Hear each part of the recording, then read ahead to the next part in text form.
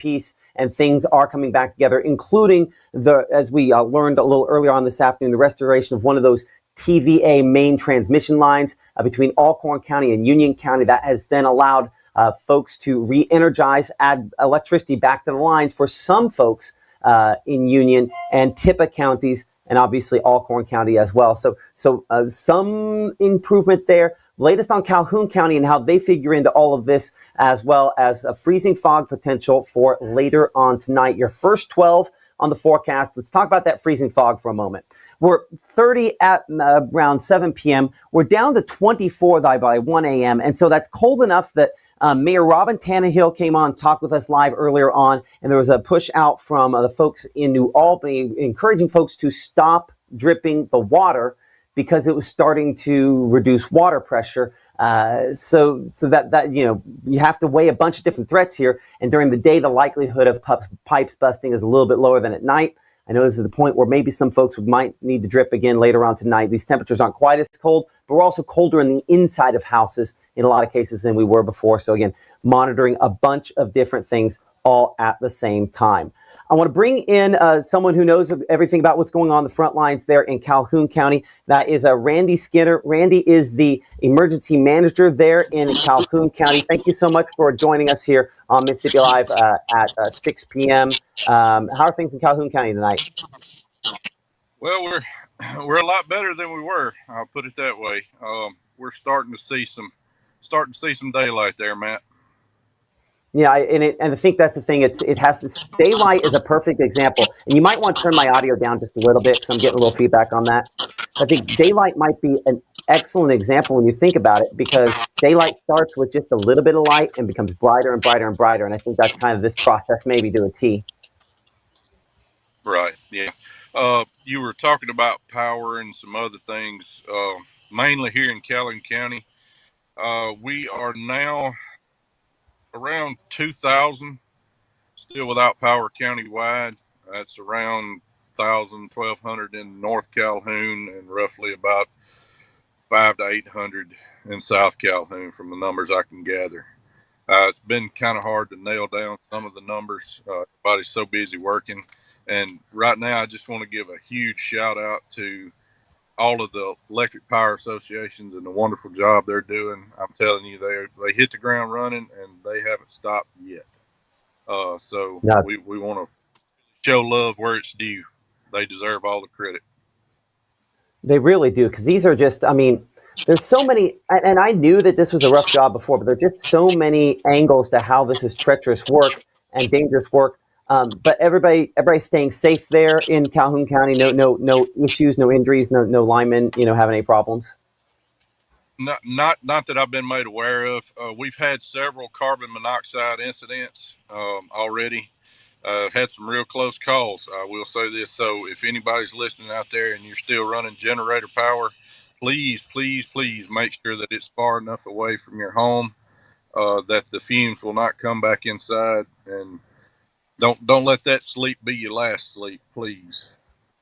And another thing, if you can, and I don't know if people understand the topography of where they're at enough, the change in landscape, but you probably want it downhill from you as well, so that at night when the atmosphere stabilizes, that hopefully it carries it away. What's a safe distance?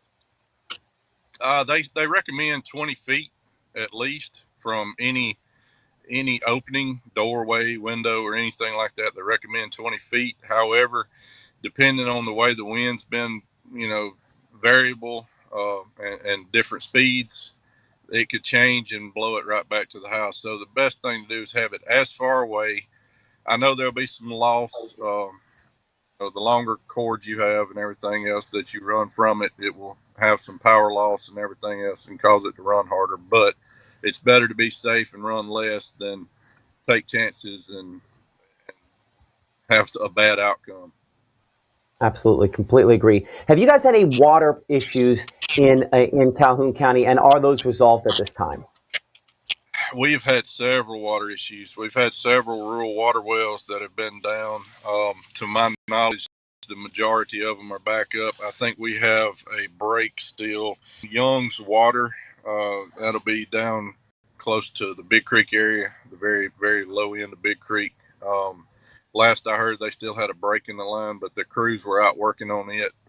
We brought Crossroads, Natchez Trace brought Crossroads back up yesterday evening. We also had the wells at Pittsboro restored yesterday from Pontotoc Electric. So we're making great leaps and bounds toward getting things back to normalcy. But please be patient with us out there, people, because it's in some places it's a total rebuild for the Electric Power Association.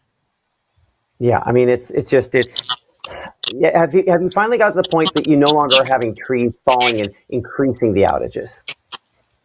It's well, in some places out in the rural part where it's been real shady, there's still.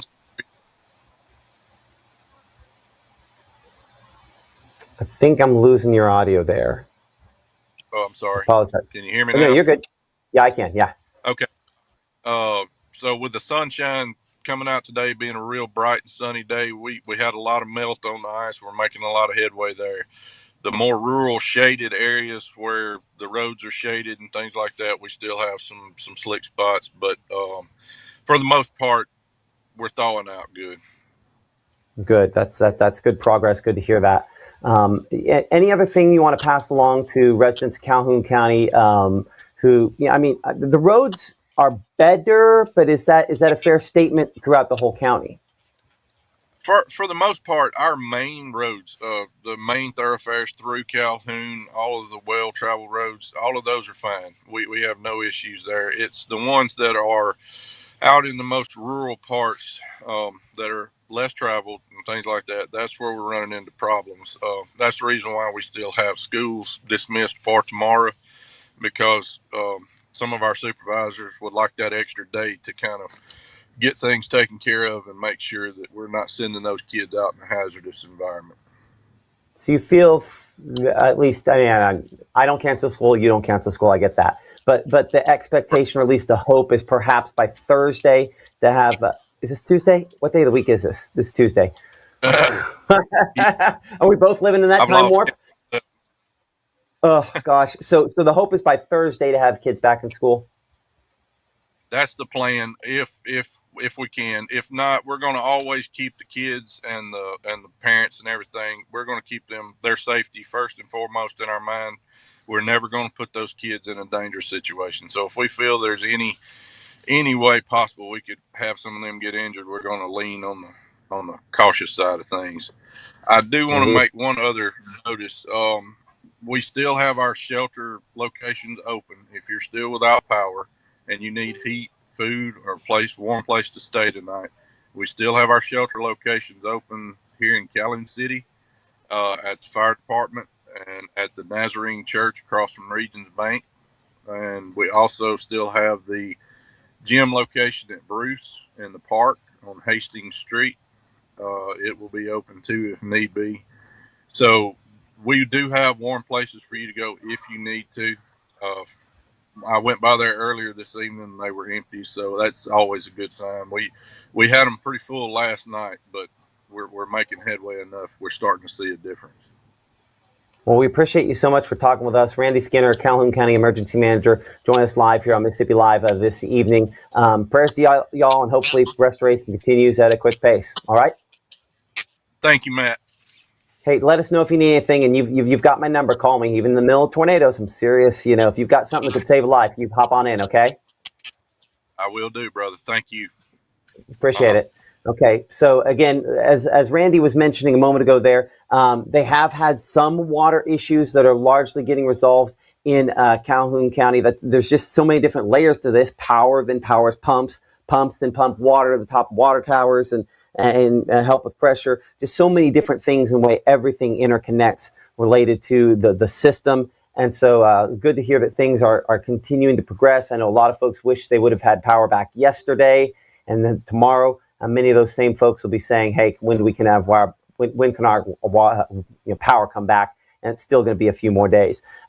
Mississippi Live, Mama Justice Doppler radar again, mainly showing again some high thin clouds out there at this point in time, kind of moving in. No meaningful precipitation from any of this. There is a weak storm system, weak little wave that will try to kind of progress in from the south and west that could bring a couple of flakes maybe more than a couple flakes a few days from now, but we're not expecting anywhere near what we just had come through. This was a historic ice storm, and anything we have the rest of the year, I would bet almost anything that anything we have the rest of the year will not be able to compare, because this has hit infrastructure and everything else so very, very hard. A place, I talked to this person at the beginning portion of last week about this situation because of aging infrastructure. Unfortunately, some of the concerns he had and many other places have come to fruition as well. Joining me here is Brandon Presley. Brandon is with the board there on the Water Valley Electric, and I know you guys have had a rough week.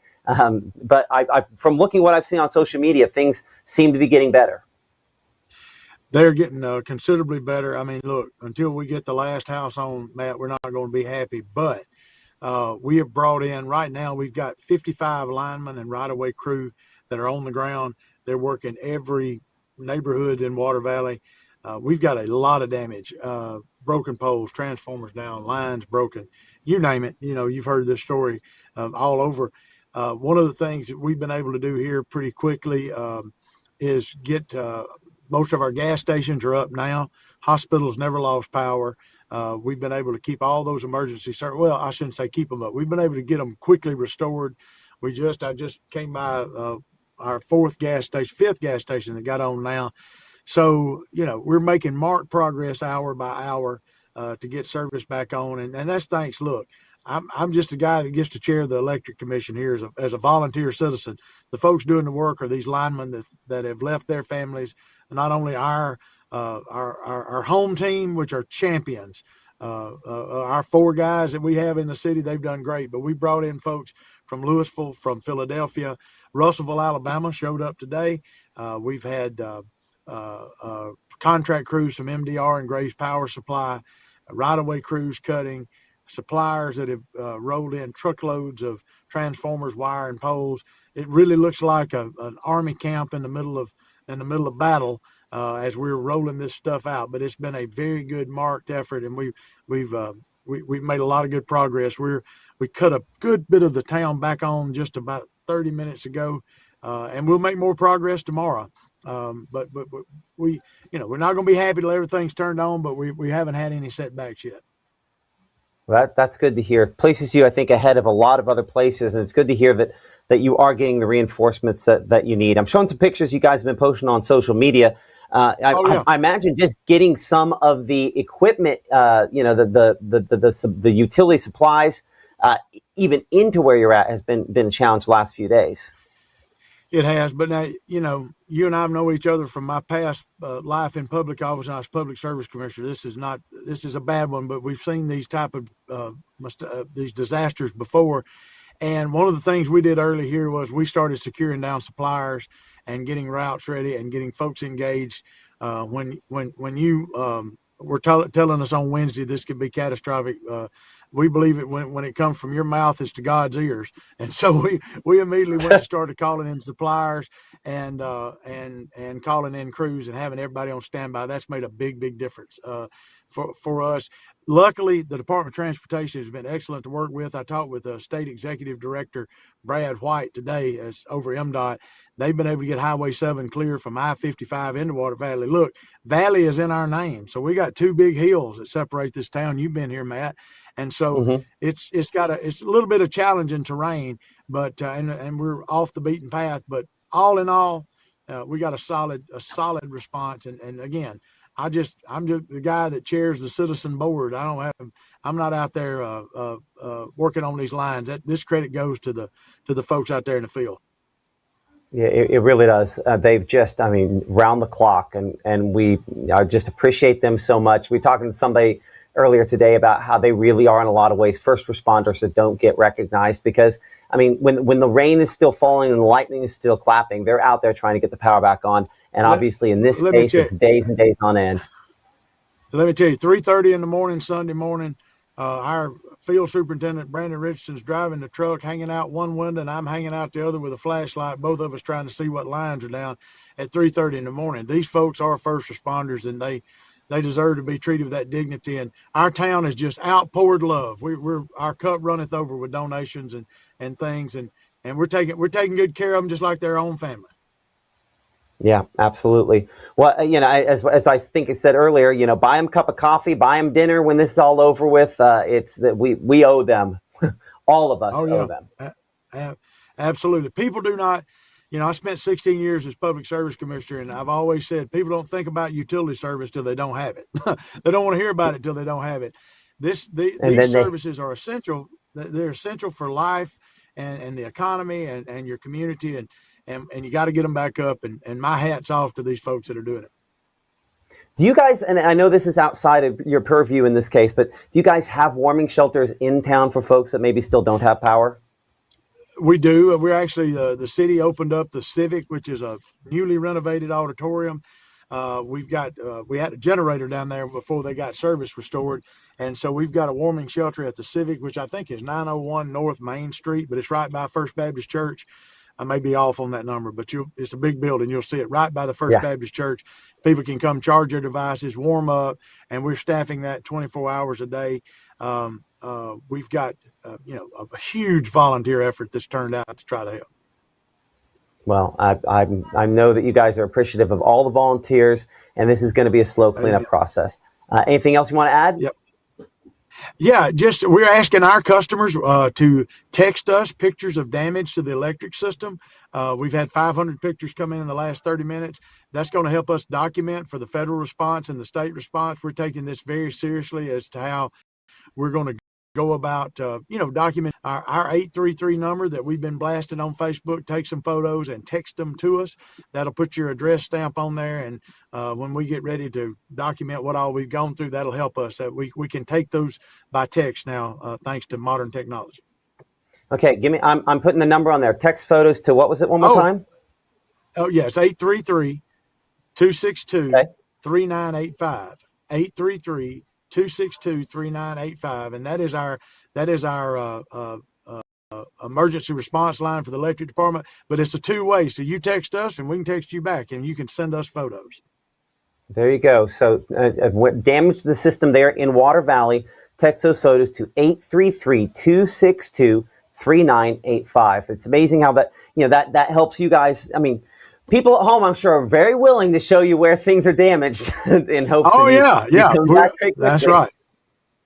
Yeah, take that frustration and get that phone to clicking. So, yeah, we need to pick up.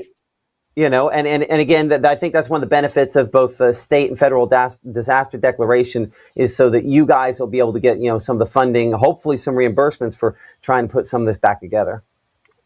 Yeah, absolutely. And we've got folks that we don't let a truck leave our yard, that we inventory it. We're keeping up with it, but we want to show, look, we've all been through a lot in the last 3 days. Memories aren't good. So we're doing the citizens can help us by taking photos. That's awesome. Appreciate that. Brandon Presley, on the board there at Water Valley as part of the electric cooperative there in Water Valley Electric Department. Thank you so much for joining us here on Mississippi Live Weather this evening. Stay warm, stay safe. If there's anything we can do to get the information out, let us know. And again, text those photos of damage in Water Valley to 833-262-3985. We'll have more on your forecast coming up after this. Oh, yeah, go ahead. I was just going to say, look, we're a testament to folks adhering to what y'all were putting out. We would not be in the shape we're in today if we dismissed your advice. So thank you for giving us the heads up and the warning. You helped get our town back up, Matt. Thank you. Well, I appreciate you saying that very much. It, just doing our job, right? You're doing a darn good one. Thank you, man. Well, thank you so much, Brandon Presley. We'll be right back after this. Oh, no, one more thing. Right back after this.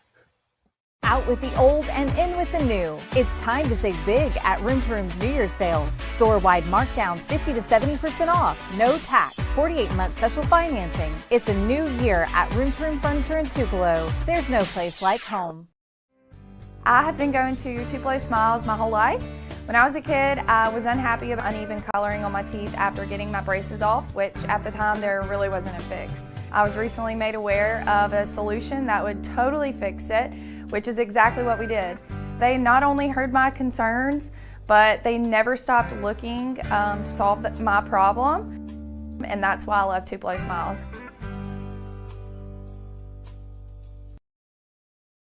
As a bankruptcy firm, Mitchell, Cunningham & Bowling realizes many people are worried about their finances. We're here to guide you through the next steps to restart your life with easy video appointments. New clients don't have to leave home to get information about becoming debt-free. Also, convenient in-office appointments are available at the low cost of $340 upfront for a Chapter 13. You can be on your way to being debt-free. Contact Mitchell, Cunningham & Bowling today or visit our website at mcdebtfree.com. We are here to help you.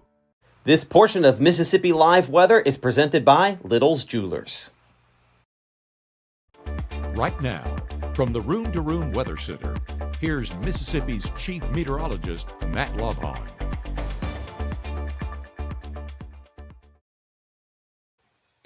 You're looking at drone video from near the Iuka area sent in by our partners over at Tennessee Valley Weather. Samuel Camp, who you heard on Mississippi Live at 5, was up there in the area, up in the northern Tishomingo County earlier today. And just look at these trees, pine trees primarily, all bent over because of the significant ice. I know many of us have this in our own yards in some cases as well. I can walk out there about 20 feet.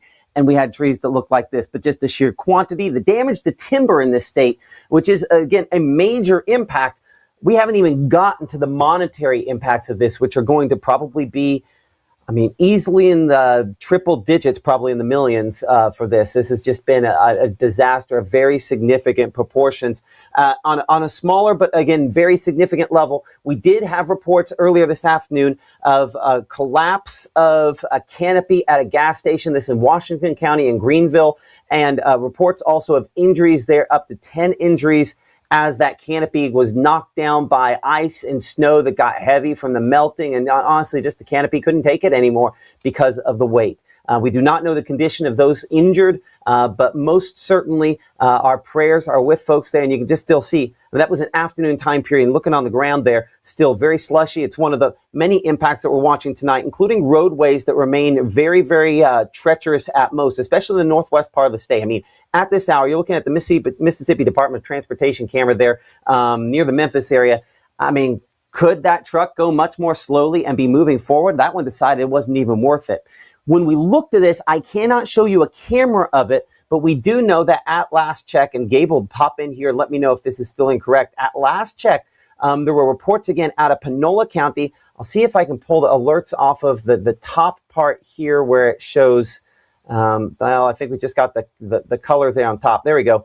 But reports along I-55 in Panola County, north of the Batesville area, the northbound lanes, as you can see, as dark red as that goes. At one point earlier today, it was essentially a parking lot along I-55 there in Panola County, up toward around Tate County as well. So travel, while possible in and around the Tupelo area, the eastern part of the state, extremely treacherous still in northwest Mississippi as well. And unfortunately, the trouble that will probably continue. Another thing coming in tonight, again, power restored with the TVA main trunk line there, back from locations in Alcorn County back into Union County. We think that also brings things back in Tippah County. It's not going to be like flipping a switch and everybody comes, but at least when they get to the end location, it's possible to energize that line. But we're unfortunately still not there, and that's a factor in many, many other locations as well. In fact, if we bring in our meteorologist Gabe Maynor here, behind him, you can see an example of one of those places where there's still an issue, and that would be our camera there in Winona. That is not a fresh image coming there. That's a locked up, frozen image, not just in temperature, but also, in image, because there's just so many places still without power at this point. There we go. Gabe, okay. Yeah, there we go. Yes, my apologies. I was working on some stuff behind the scenes, so I didn't want to talk over it. But when you're talking about that main line getting restored, then it's up to the local power cooperatives to get that up and going. And so that process can begin. And we're glad that that main line is restored, because now we can see some of those numbers in Tippah County, Alcorn County start to plummet as we get into the next couple of days. And that number dropping is definitely what we want. The number we don't want dropping is the temperature. And unfortunately, for a lot of locations, that's exactly what's happening heading into these overnight hours. So for folks, not really in Winona, but out here in Greenville, look at how much ice is still on those roadways. Just, you can see the water right there. And this is, again, right by the Greenville airport where crews are out and about tonight. You can see all those linemen lined up right there in Greenville, ready to, of course, go about their plans evening, I guess this evening wrapping up, but then heading into Wednesday to further get their resources out and help out the community. We're grateful for them, but I do hope that those roads stay in good enough condition as we get into those overnight hours, but we do expect a refreeze to happen. Big thank you to the folks at Mitchell Cunningham and Bowling for giving us this look out of Tupelo. 30 degrees right now. Dew point still pretty up there. I mean, 27 degrees and the actual temperature is 30 means that it's still a saturated atmosphere, and that's where the potential for freezing fog moves into the forecast. So freezing fog making travel hazardous for a lot of locations and adding another thing to what is already a big story here in Mississippi, as has been the case over the past couple of days. Power outages continue to be in place for, I don't even know how many counties this is at this point in North Mississippi, but everywhere west of 55, north of Highway 6, still impacted as of the 6:30 hour on our Tuesday.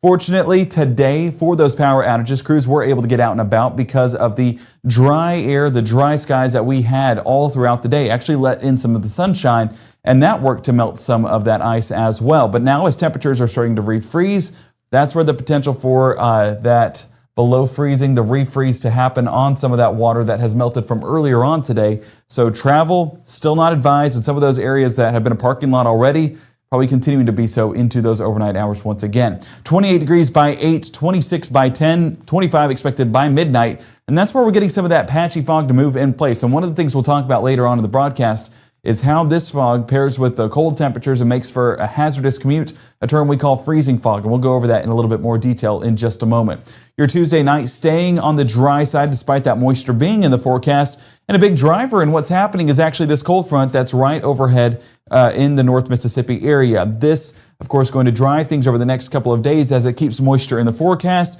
whether that's in the form of fog or in the form of cloud cover. That's where we'll stand in North Mississippi.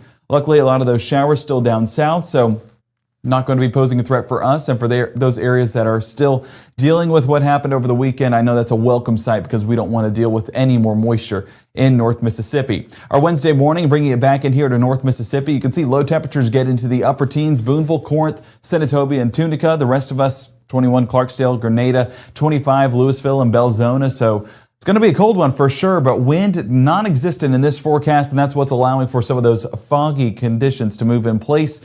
School bus forecast, drive with those low beams on, especially those bus drivers out there. Pickup's going to be at 21 degrees though, so students, make sure to layer up. Still going to be a cold morning, a little bit warmer than what we had this morning, but 21 degrees is definitely enough to have a couple of layers. By drop-off, 43 degrees. Afternoon temperature trending the right direction, and that is up, meaning warmer air for more melting on your Wednesday. Wednesday morning, you can see some of that cloud cover still overhead, but watch as this cloud cover gets into the afternoon.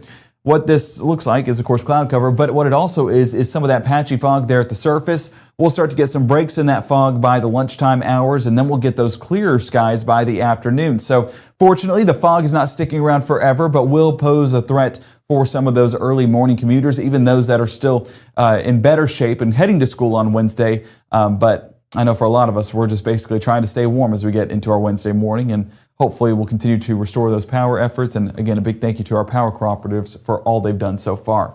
3 p.m. on Wednesday, still those mostly clear skies, and into the evening and overnight hours, expecting those to remain in place. High temperatures on your Wednesday. We're topping out in the mid-30s, South Haven and Tunica, 37 Corinth, 39 Boonville, 44 Amory, 48 Columbus, Macon, and Aliceville. So trending in the right direction. Like I said, Wednesday afternoon, a little bit warmer than Tuesday afternoon, and this afternoon was a little bit warmer than yesterday afternoon. As we keep our forecast moving into our Wednesday night, you can see those clear skies overhead. Cloud cover does try to build there along the Mississippi River overnight. This could have some patchy fog as well, and with temperatures going to be below freezing Thursday morning, that will result in some freezing fog potential once again as we head out the door for that Thursday morning commute. Looking at those low temperatures, we're going to be in the teens once again for Tunica, Senatobia, South Haven, and Water Valley, 22 around Grenada, Eupora, and 23 there towards Starkville. So a cold morning once again, very similar to what we'll have for our Wednesday morning. So it's not the teens, it's not the low teens, it's not the single digits. So hey, we'll take our blessings and be optimistic where we can. As we keep that futurecast moving throughout our Thursday, we'll see that cloud cover kind of try to stick around in the forecast. Still primarily going to be some of that patchy fog. That'll start to recede up there towards Tennessee and Arkansas. And as we get more into that afternoon forecast, clearing will take place, making for a beautiful forecast as we get into that Thursday afternoon time frame. Now, we will have a system that's building out here towards the west that's going to move in some of that moisture.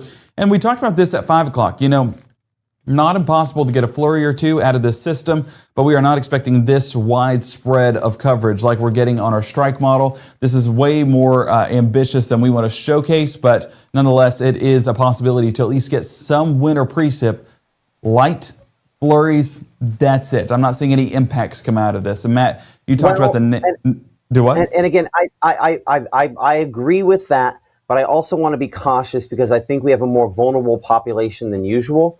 That it's possible we could get some flakes out of this and maybe have some light travel delays.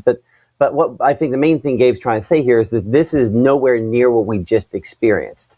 And again, I'm largely overdone on the strike model here versus other projections. But again, since people are so vulnerable, they're so tense, this is not a round 2 of what we just had. This is, it's more than the flakes we've seen the last couple of days and less than a typical winter system. But we're going to be watching it still, have a couple more days before it comes on in. And this is going to really be determined by the positioning of a low that's going to develop right there in Arkansas. And once that low develops, it'll have a cold front attached to it, that driving into our area. And depending on the positioning, will depend on the impacts. And models are not aligned so far on the positioning. And that's where there's still some questions in the forecast. Well, the number one impact with this, though, and I don't want to miss this, and I know you don't either, is just how cold it gets behind this, right? Big time. I mean, we're talking temperatures similar to what we had this morning. And this morning was pretty unbearable if you got outside during those early morning hours. But yes, behind this system, that's where that extreme cold does move into play. So enjoy these high temperatures while you have them, because moving into Friday, we'll start to flip the switch and see much colder conditions in place. I mean, we're talking low 50s, Itala County, right around Kosciuszko. How long has it been since we've seen the low 50s? Quite a bit of time. Even mid to upper 40s has been quite a bit of time. So the fact that we're tracking that into our Thursday forecast, I'm definitely excited about it and definitely looking to make some plans on Thursday heading into those afternoon hours.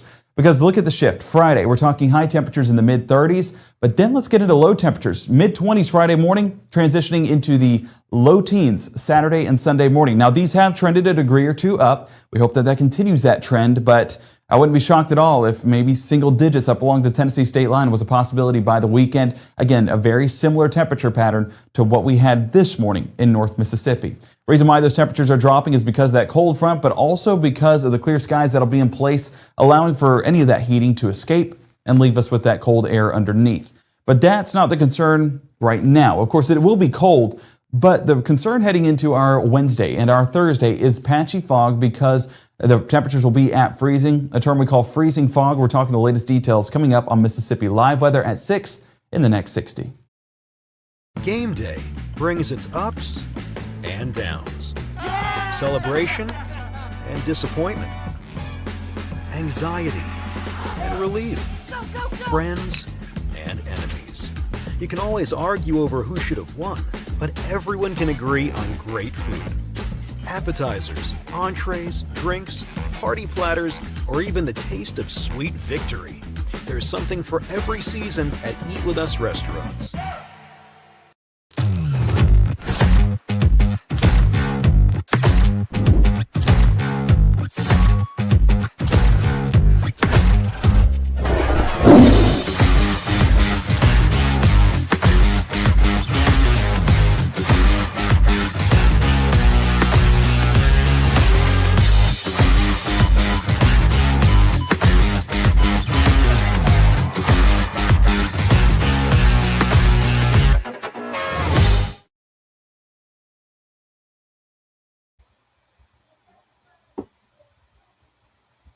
So I'm here, Chief Meteorologist Matt Lophon behind the scenes, kind of looking through some of your pictures that have been sent in over the last couple of days. This is one of my,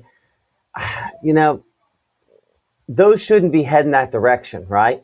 It's like you would expect that, say, along the coast when wind was blowing in, something along those lines. But instead, of course, that means that the tree has fallen. What was originally icicles going down are now going sideways, or I guess sideways that direction.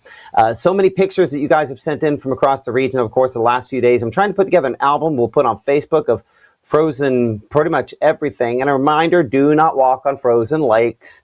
That can be extremely dangerous. But again, it's beautiful. It's devastating. Unfortunately, has been deadly with fatalities now again confirmed in Tishomingo, Alcorn, LaFleur, and Hinds counties so far. We've heard rumors from other spots. We're hoping those rumors are not true, but certainly we'll give you updates as more information becomes available. But Gabe, one of the interesting things about tonight is, as you mentioned, that potential for some freezing fog. Freezing fog, something that actually starts off again as liquid water and then hits the surface. And yeah, I mean, it's not common per se.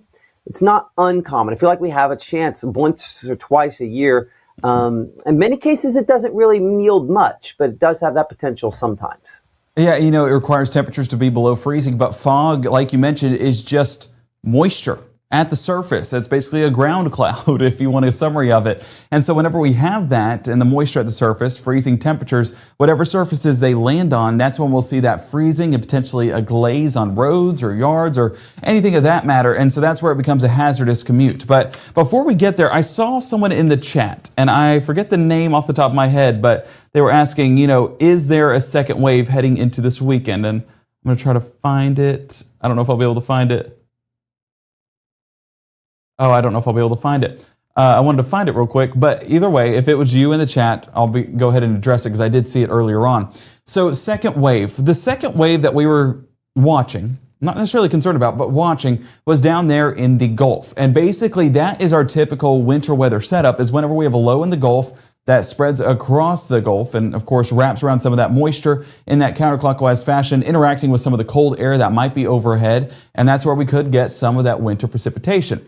Well, if you watch this out, none of that ever verifies. So everything you've seen on social media, that was all posted a week out because it hasn't been trending this way for several days now.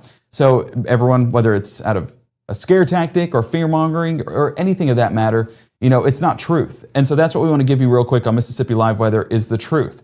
And what you see Thursday, heading into Friday, again, the positioning has changed. Strike model, our American model with the GFS, shifting the positioning of that low pressure center. And whenever we get that, you can see how that potential for maybe a few flakes move into the area, a few light raindrops move into the area. That's going to be heading into our Thursday night and our Friday morning. And so we're tracking that, but not necessarily concerned by it because it is nowhere near this past weekend. If it does fall, at most, maybe a very light dusting. And that's if this does line up in the right setup. And with the question on the positioning still in place, not a system we're concerned about whatsoever. But what you do get is this moisture down in the Gulf, and that's going to be attached to this frontal system that pushes well into the East Coast. And watch how this really builds into the East Coast. I mean, you're looking at folks in the Carolinas dealing with a significant amount of snowfall. And that's going to be their winter weather forecast. Not here in North Mississippi, not expecting anything, like I said, at most maybe a dusting, but that's going to be for those locations that are on the extremely cold side and also for those locations that are even seeing the moisture in the area. So no, there's not a second wave that's going to be happening. There's just going to be a few flakes moving into the forecast.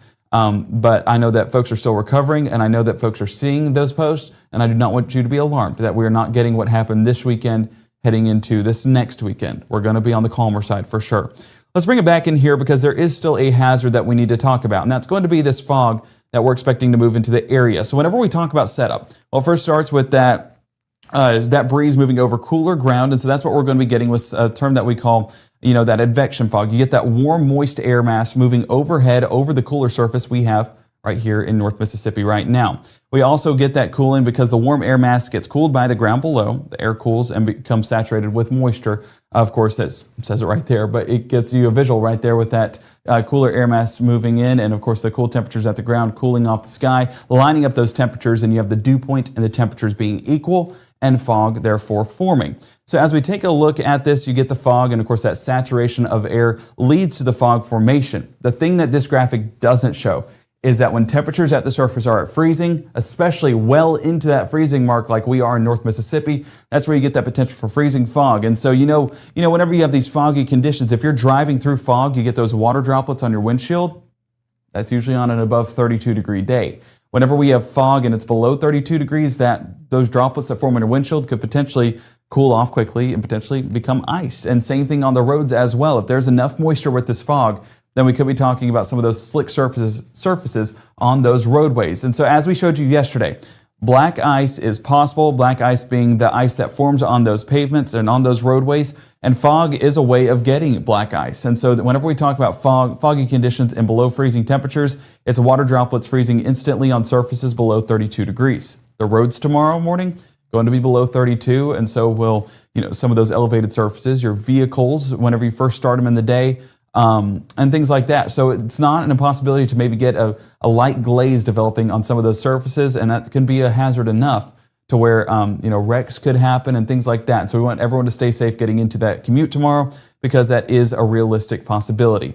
Whenever we're looking at that dense fog distribution across the United States, you can see that there is some elevated concern here in North Mississippi, but especially further south you go, showing that moist air mass is overhead, allowing for that saturated forecast to be in place. And so, unfortunately, it's one hazard to another, right? Always in North Mississippi, but at least we're not expecting any more freezing rain. And that's one positive with this forecast. It's just going to be one of those things heading into our Wednesday morning that we need to definitely keep track of, have those low beams ready, maybe warm up the car a few minutes early so that way it can kind of knock off potentially some of that thin glaze.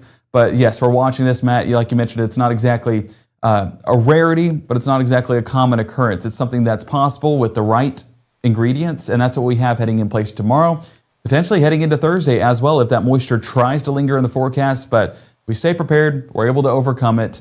We're just resilient like Mississippians should be.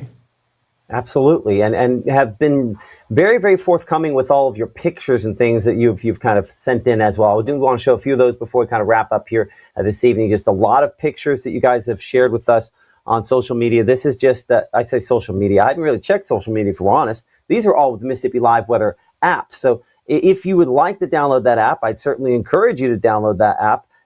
Here are some QR codes so that you can do that, the ones for iOS and Android. And many, many of you have, making Mississippi Live the most liked and the most downloaded local weather app in the entire country during this most recent winter weather event. No local weather app had more downloads than Mississippi Live Weather did during the height of the event. And so we thank you so much for your amazing support. If you haven't picked up the app yet, I highly encourage you to. You can send in pictures. It has alerts. It lets you know when we go live. We've done that quite a few times today. For some of you, that might be a nuisance. For others, it might be your only source of information. So we're trying our best to kind of help you out. But again, a lot of ice in all of these pictures. So something, when we have severe weather, it's usually very sporadic reports. When we have ice and snow, a large portion of people get it. And unfortunately, in the negative way this time. And look at that tree just right there on the line still. There's so many places in North Mississippi that are exactly like some of these pictures.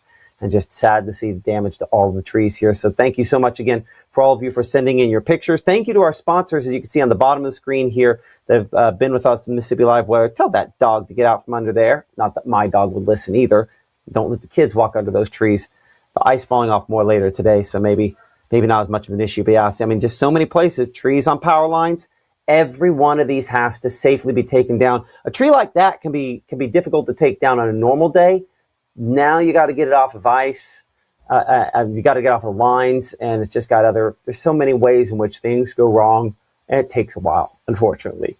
So again, appreciate all of our sponsors that you can see there. Support those people that support us on Mississippi Live Weather. It's the way in which we can keep doing this.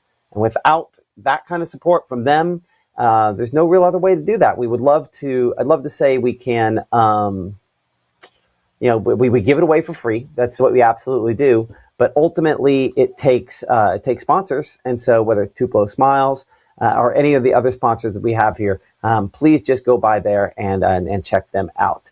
We will see you again tonight at 10 o'clock. That's when our next broadcast is, as we continue to keep you up to date on power restorations across North Mississippi, and another cool night on the way, not as cold as the last couple nights. Gabe will be looking at the latest on that freezing fog potential and whether or not it looks like it fully will materialize. Again, that's one of those things that we have confidence should happen, but as we get closer, if there's maybe a cloud layer loft that's more thick, sometimes that can limit it.